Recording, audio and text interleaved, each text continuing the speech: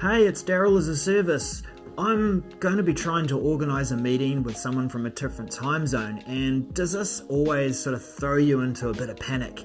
You don't want to book the wrong time, you want to be accommodating to the people who are in the different time zone, but you also don't want to double book yourself.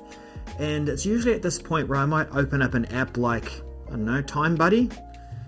This has been my go-to, where I find out what time they're suggesting and then I'll pick it in the time zone. So let's say Central Time Zone, and it's 4 p.m.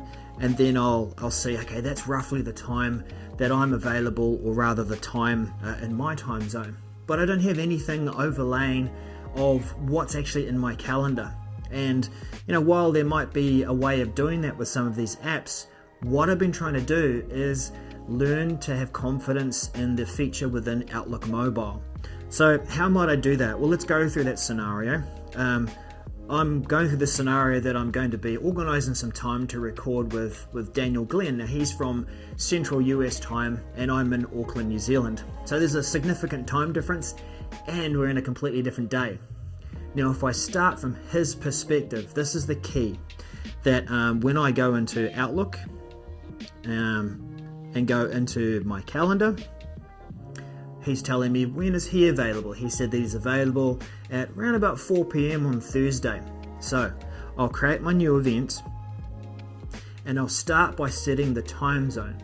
So that he said that he was available and he is in Central Time Zone. So let's drop that in there, and it's Central Daylight Time at this time of year.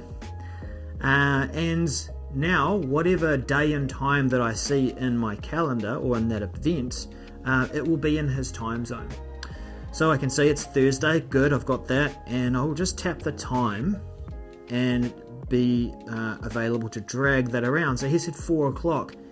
Now, this is already helpful because I have an overlay of my own appointments, and I can see that I'm clearly free at that time. And if I did need to suggest another time, then I could do that. You see, I can do this while I'm on the call with him, and it's quite simple to see when I am available. So I can just trust that that's the right time. I can tap that and give it a title. So this is recording. And then I will add him as a person. Alright, so that invite goes out and you can see the appointment or the event is right there.